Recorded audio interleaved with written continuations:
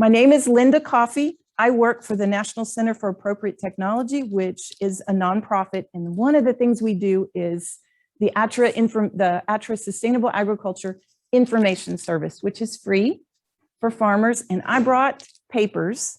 You'll find them in the vendor area. Two of the papers that are on the table are not from ATRA. They are to support this class. I decided rather than pass them to you, I will send you back to the table. When you go back there, if you'll sign my clipboard, that's super helpful.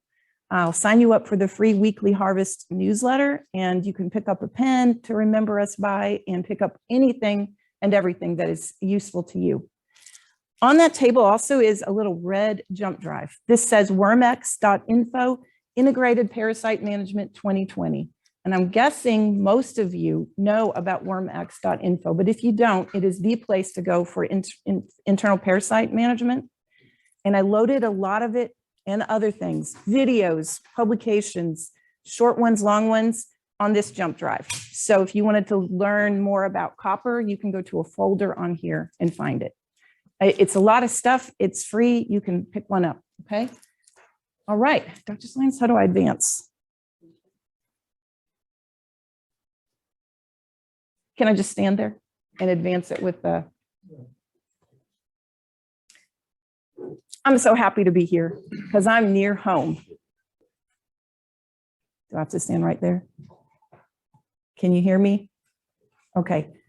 This is my stomping grounds. I grew up on my family farm near Westphalia, Missouri. I loved it there. And that's where I learned to love the land and livestock.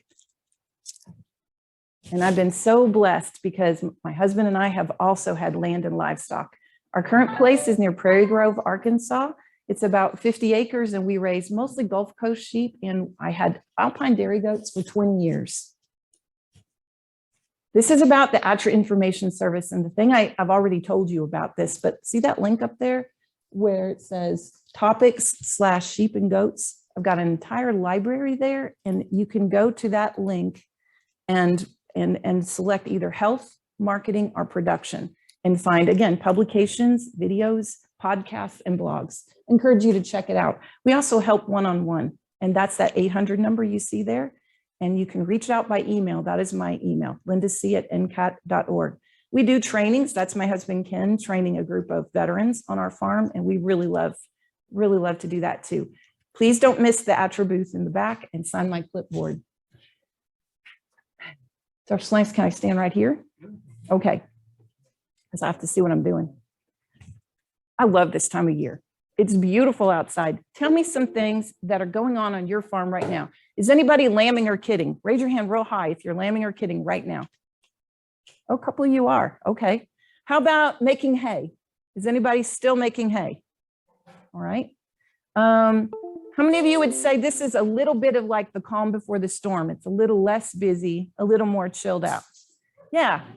Okay, that's what I was hoping you would all say, because that's how I feel about this time of the year. The real pressure is kind of done. For us, we're not lambing or kidding yet. And so I think it's a great time. It's great weather. It's a great time to kind of look at what's been happening this year. Where are you at now? What do you need to adjust before the end of the year or before lambing and kidding?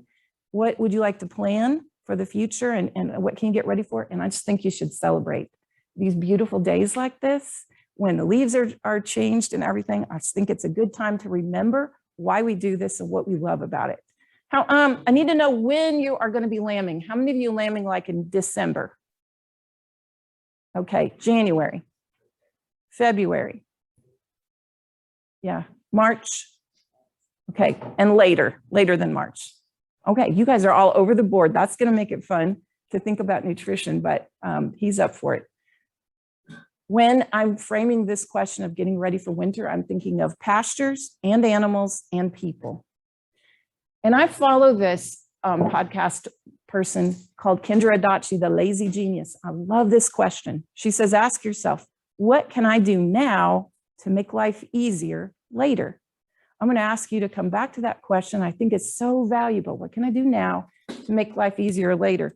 Let's talk about that a minute, if I can get seriously. I'm just no good with this. Dr. Linus, I messed something up. Tell me something you can do now to get ready for later. Just throw something out there.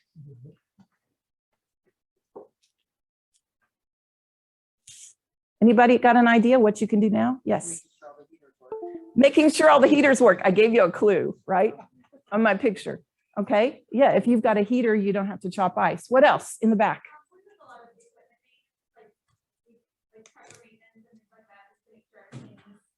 Absolutely. Equipment maintenance. Awesome. What else?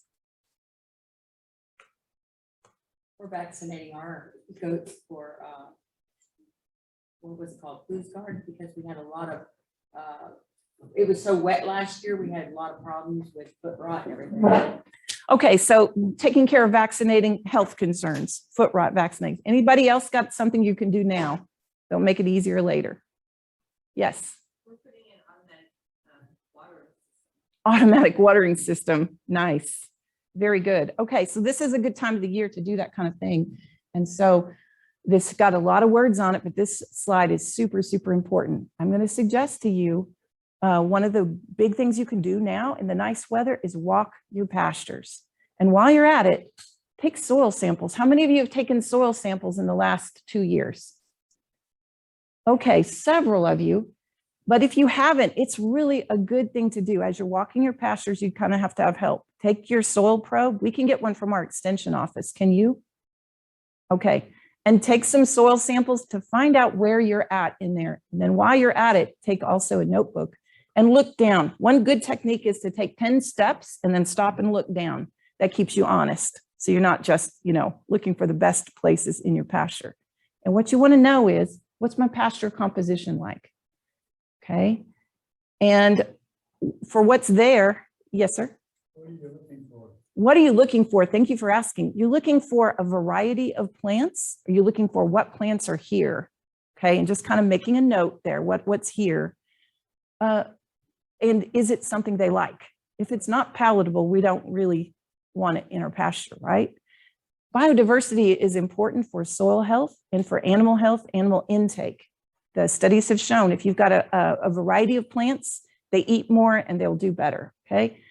But if your pasture has changed to something you don't want, it's a good idea to notice that now. Is there some grasses that you do not want in there? He says, is there some grasses you do not want in there? For me personally, I don't care to see Bermuda grass because my sheep don't really like it and its quality it's not digestible late in the season. So I want more legumes. I want more different kinds of plants. I'm fine with seeing things like plantain and other weeds that they will eat. I like to see a diversity though. I don't want to just see a straight up Bermuda grass monoculture. And we don't like to see just a whole lot of weeds that they won't eat either, but it's good to notice these things. What about bare soil? You have to look down at, in places you're going to see a mixture of plants. In places you see bare soil. What's the problem with bare soil? Nothing growing there. That's one thing. You can't feed animals on nothing growing there. What else? It's missing something. Yes, your management or something made that plant die that should have been there, right? So what's going to come in its place? Something you don't want. Weeds are opportunistic. And if you're leaving a lot of bare soil, you're asking for more weeds next year. If you're taking your walk and you're making notes of this can help later on. It can help you interpret what you see, right? More weeds in this pasture. Yeah, there was more bare soil in that pasture. Have any of you seen the rainfall simulator that NRCS comes around and does? Do they do that in Missouri? Yes. Okay. The rainfall simulator is an eye opener. I'm not sure this is the best time to talk about it. You agree? The rainfall simulator is an eye opener. So what they do, they come out with trays of soil. And they'll have one that has good tall residue, well managed grazing. Then they'll have a shorter one. Then they'll have one that's, almost scalped, like you can see if you drive around and look at pastures now, right? Then they'll have one of bare, completely bare soil. Tilled up maybe, but completely bare soil. They run a faucet over it, mimicking 1 inch of rainfall. And then they have containers catching runoff and showing what's absorbed. And so what would you think would happen? Where do you think the more rain is going to absorb? For the grass. With the taller grass, yes. Where do you think the more soil is going to wash away? The bare ground and also the short grazed. Kind of surprising that the short grazed also runs off a lot. And you can see it in those clear jars, the dirt. So when you have bare soil and it rains, instead of running in, well, I left off the part.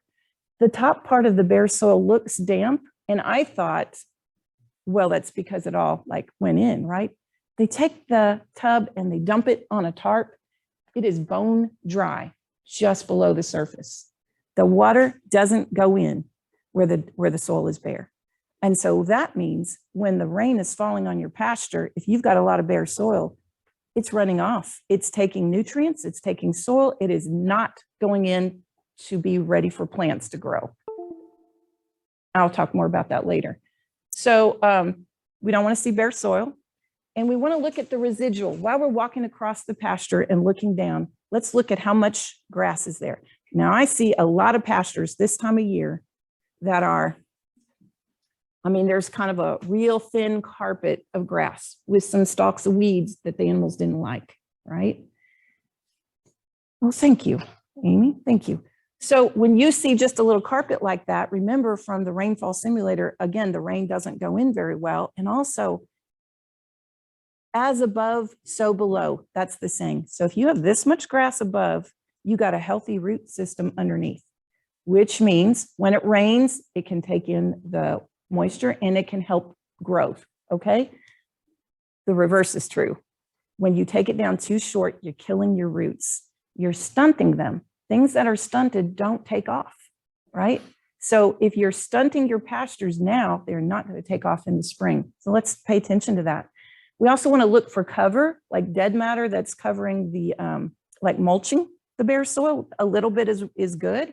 And we want to think about the grass that's out there as like a bank account. It's okay to spend the money. You just don't want to spend too much, all right? I want to propose an experiment.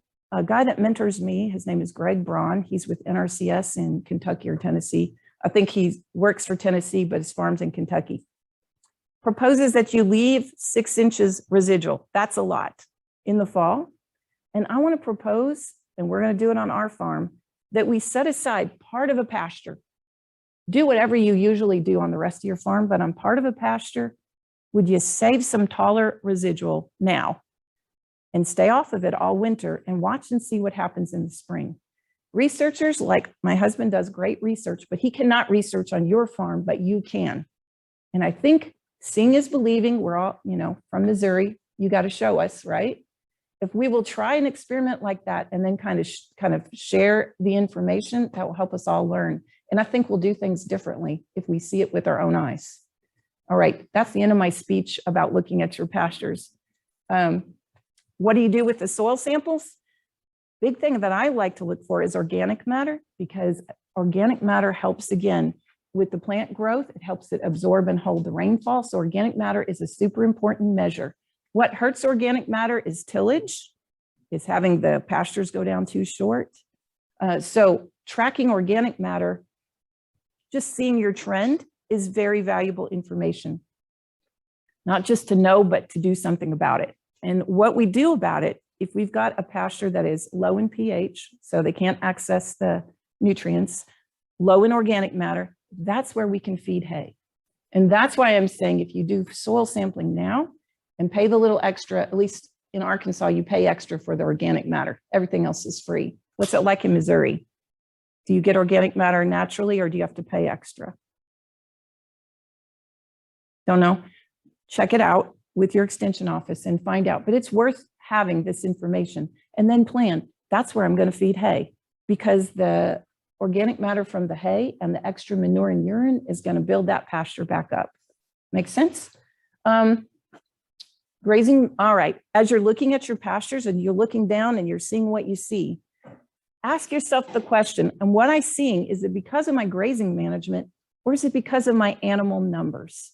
Ken and I were on a farm last week that they know how to do the grazing management, but we had a real dry fall and they have a lot of animals.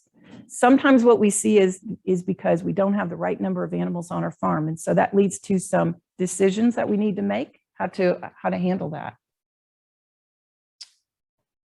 We have a map of our pastures with each one labeled. That has been super helpful for communication and record keeping, because I remember my dad saying, go over there on the hill. What does that mean? Or we would say the pasture, like the third one back, I think. But now we have them all numbered. So we can say we're going into pasture 22, and we can keep a note on the calendar or some simple thing about how long they were there, and pay attention to how quickly we bring them back, because we need our plants to recover before they come back. If we'll do that, the plants stay healthier, the roots stay healthier, and we get better production for the whole season if we can do that. Again, I've said a lot of words. Grazing management is so important. And if this is an area you need to learn more about, Missouri grazing schools are fantastic. We also have a free resource on our website. It's 8 modules of the managed grazing tutorial. And does anyone in here get On Pasture? It's a weekly. Yes, I love On Pasture. It comes out every Tuesday with lots of articles, videos, super helpful. It's not free anymore, but I think I pay $5 a month for a subscription. And this is so vital for the health and production of our animals and the health of our land. So I encourage you to learn more about that. I don't think you can read my catchy quote. When I saw the rainfall simulator, our NRCS grazing land specialist said this, that stuck with me, and I'm going to say it for you. We create our own drought by our management. And it goes back to what I've been trying to say. If we're not careful in how we graze, we don't get to keep the rain that falls on our farm. It runs off. Yes. You try to keep the grass at least 6 inches high or some level. It's nice to keep the grass 6 inches high. It's real hard to do. But if we pay attention to thinking, we don't want to stunt the plants. And if we take them down too short, we're stunting the roots, which means they are not going to regrow quickly. So just keeping that in mind. 6 inches is good, but you know what sheep do. So 6 inches is really hard. Yes. Oh, warm season native grass is something we want to try on our place. And I don't know if Ken is going to talk any about that today, but I think thinking of good possibilities, warm season natives, the problem why we haven't done it yet is it takes a long time to get them established, and kind of a process, spray, smother, spray, and kind of a cost. In Arkansas, we have some programs to help with that. So maybe you do in Missouri as well.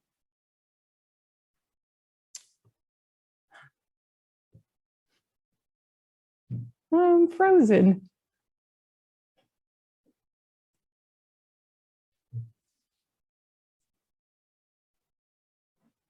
Thank you. Thank you, Dr. Salinas. You might just have to stand here with me. Do you like this, the stool here? You can be my tech support. I'm driving home the point and spending a lot of time on overgrazing because it has so much impact on our farm and on our animals. Look, it impacts soil health. I already said that. And the water infiltration and the erosion, the plant health, the plant growth, the plant composition, because some plants like Bermuda grass, which is why we have a problem with it, they don't care if you graze them short. They've got stolons under the ground, they're going to recover. But my better quality grasses don't. And so when we overgraze, we are kind of forcing our pastures to go to the plants that the animals didn't like or that can tolerate close grazing. Animal health, because we all know if you graze too short with sheep or goats, you're asking for internal parasite problems, right? And they cannot support their health and production when they have to work that hard to try to get a blade of grass. That drives up the cost of production and makes your animals less likely to. The reverse is true. When we pay attention to grazing, we're helping all of those things in a positive direction. So it's worth doing. All right, that's enough pastures for now. Let's talk about animals. I've been learning in the last year or so, and one of your webinars, Dr. Salinas, helped me learn this, about fetal programming, which means there are critical periods during the life of the sheep while they are still in their mama that determines their future prolificacy. And this is mind-boggling to me. But what it means is if we will pay attention in the last 100 days of fetal development and the first 100 days of life, we're setting that animal up, the one that's inside the mama, for being a better mother with more twins in her life. Not only that, but if we're paying attention to nutrition in that time, we're helping the mother that's carrying the baby, right? To have a better lactation, help better growth. You see those lambs in that dormant pasture? So during the critical periods, if I'm lambing in February, the critical periods is now, from now till say April, during the not pasture season. Do you see where I'm going with that? So my question is, actually, let's show this. These are some graphs that I got from Ken that I love. They teach a lot in a really visual way. This is showing sheep in the green, dairy goats in the red, meat goats in the blue. On the bottom bar is maintenance first, the lowest needs. Late gestation, they need to eat more as a percent of body weight. And their needs jump in early lactation, especially for dairy goats. Okay, so let's think about that. They need to eat more in late gestation. So during that critical period we just talked about.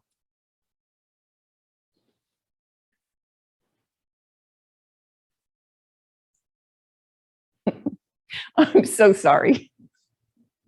I'm not kidding. Stay here, Dr. Salina. I'm so sorry.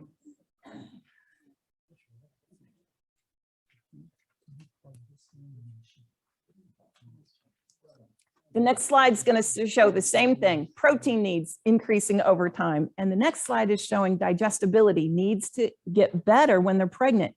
Why does it need to be more digestible when they're pregnant? Developing fetus taking up space. Absolutely. So during this time of winter, when I don't have green growing grass, if my animals are pregnant now, I need more digestible feed than I needed in the summer when I had more digestible feed. So, yeah, go to the next one and the next one and the next one. I'm taking up too much time with my tech problems. I'm sorry. This is from Greg Braun, who I told you from Kentucky, the NRCS, and it shows how their needs match up with the pasture. Again, vegetative pasture. Can you all read that in the back? Vegetative pasture is plenty good for those does in early lactation. Remember, that's their highest needs. So vegetative pasture will meet their needs alone for TDN and for protein, but mature pasture won't. And dead pasture doesn't even support a dry cow. Okay, same thing with protein. Let's go on, Dr. Salinas. So how do we meet needs from now until April? Let's just throw out a few ideas. How do you meet the needs of your animals? If they're pregnant now, supplement. Ken Coffey is going to talk about that a lot more. And yes, supplement. Do you see why it's important? Because we want that future lamb to be a good mother and to have lots of twins. Okay, this is one way. Okay, strip grazing fescue. Ken's going to talk about that next. Maybe some annuals. We graze turnips sometimes. It's too late for you to plant them this year, but you could make a note for next year. Maybe I would like to plant some cool season annuals to get my animals through this time period. Next. What's important about the hay? Quality. And what does quality mean? Protein is part of it. Yes. What else? Roughage. Yeah, well, they need the roughage to help keep warm. That's right. Tell me two more things about the hay. What do you want to know about your hay? Digestibility, excellent, because they can't eat enough if it stays stuck in their guts, right? So we need it to be digestible so that they can eat enough to meet their needs. And finally, anybody got fussy goats or sheep? It's got to be palatable because remember, they need to eat more during pregnancy and lactation. Thank you. All right, and this is how we know if our nutrition is working. So one of the really important things we do right now is check the body condition score. An animal that's skinny doesn't go through winter very well. It takes more energy just to keep warm, right? I'm not so good with the numbers of the body condition score, but that's a 1. Anybody want to argue about that? No, that one is too thin and it's April. And I think she's got a chronic health condition. If we go feel of our animals now and we find one like that, we're in big trouble, right? Because they should have just come through a really good time. Next. I like to see this. This is what I would consider a moderate to maybe better than moderate condition. She's fleshy, but she's not too fat. Are you doing it from there? Okay. Show me the fat one, Dr. Slens. The next one. Go there. All right.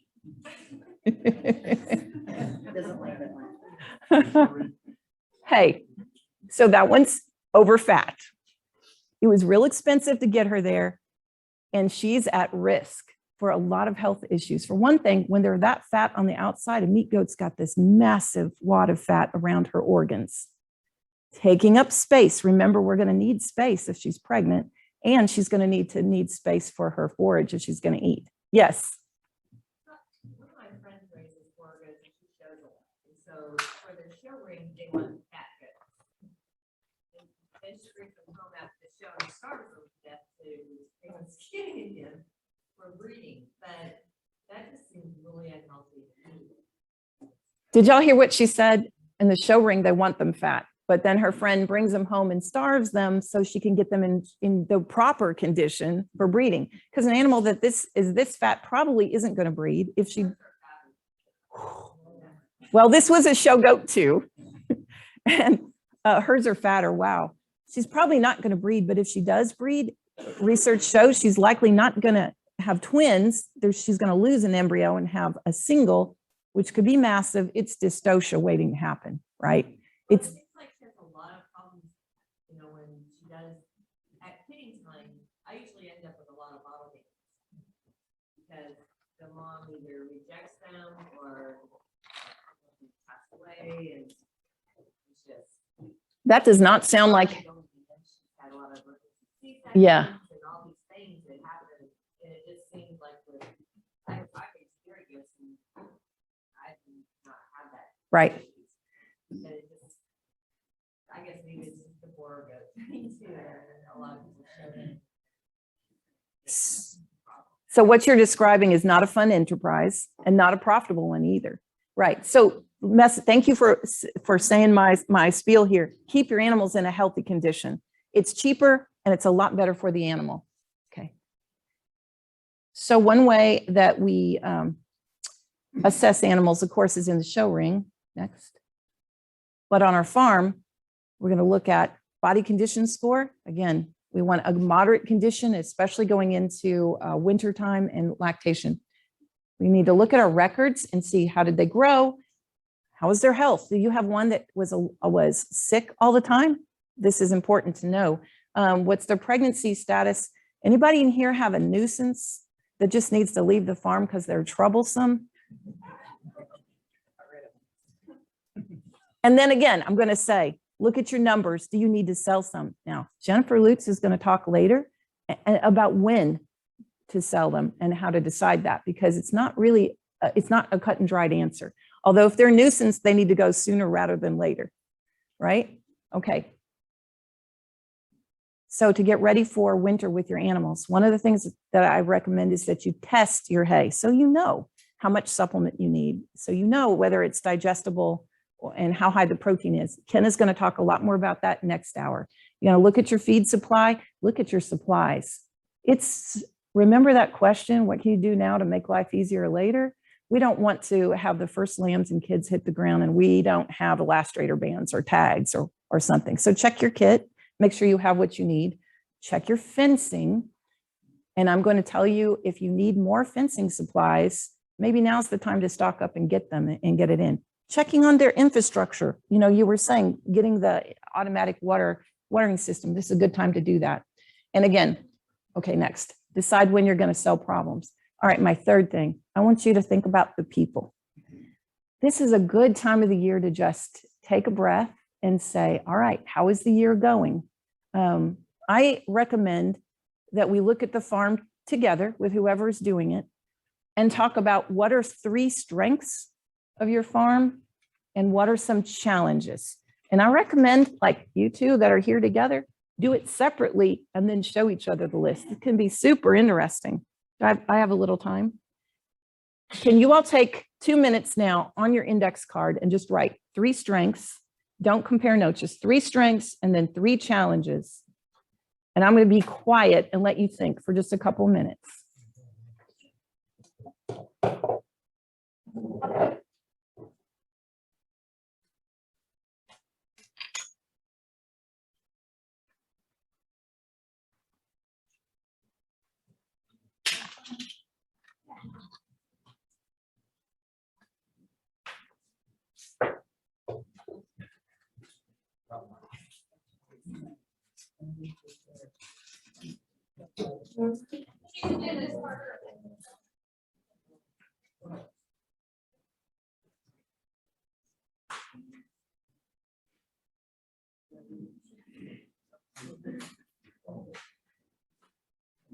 Else, the next part?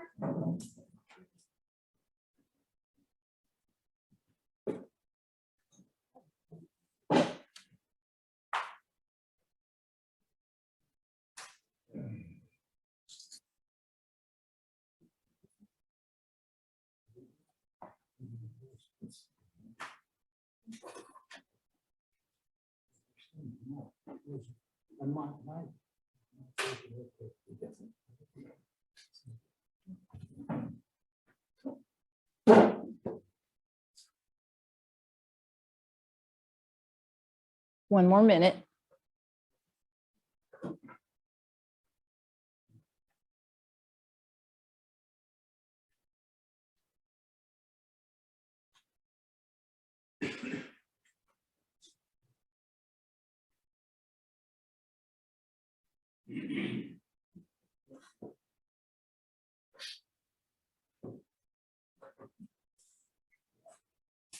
I'm kind of split.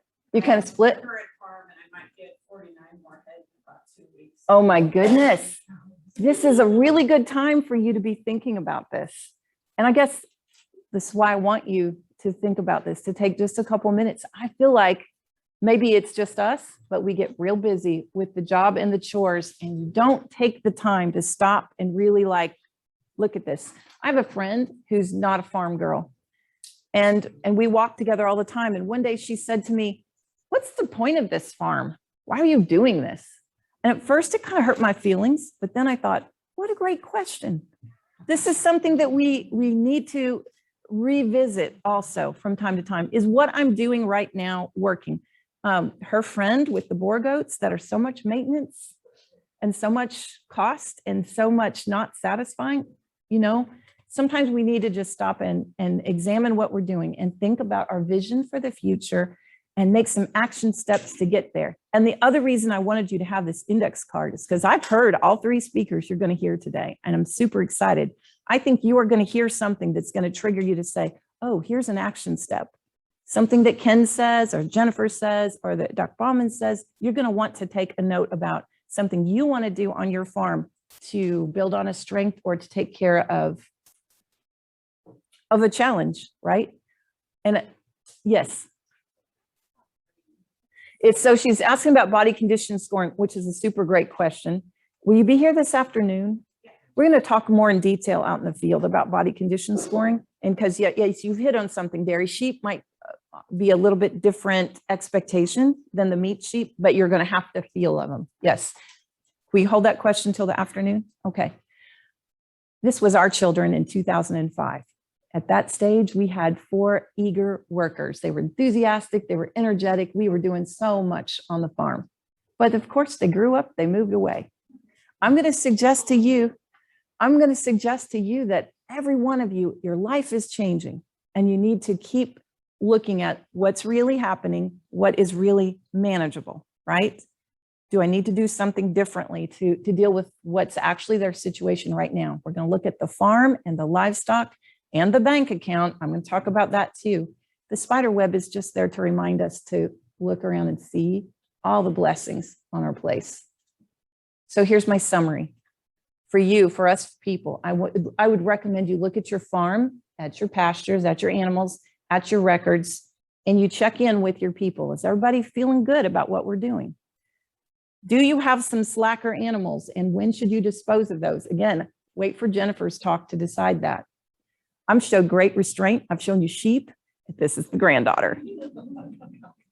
This is a great time to make needed purchases. So if you look at your records and you made a lot of money this year, if you wait till January to figure that out, sorry, you're stuck with the taxes, right? But if you know this already, before December 31st, you can spend a little money where you need to save your money. You can spend a little money to make sure you're ready for kidding and lambing, and make sure you have your hay supply, right? Make sure that you're not stressing out about how to meet the nutritional needs of your animals.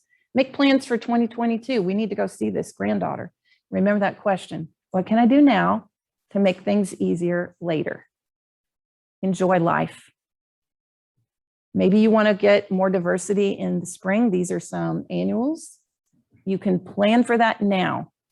Put it on a calendar to order the seed. Otherwise the time can come and go, right? Some of these things are time sensitive. April is coming, and the actions that you take from now until April will influence whether you've got the kind of pastures you want, the kind of animals you want, the kind of life that you want. And I just encourage you to celebrate. It's a beautiful time of the year. I love just feeling thankful about what we have. And I'm thankful for you all and your participation today and your being here. Yes.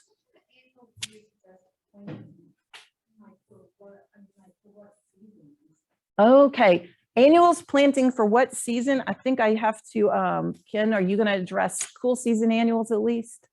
And one of the things about those annuals, if you don't graze them too short and you get rain, they will regrow and you can graze them several times. And so they can be a good investment, I feel.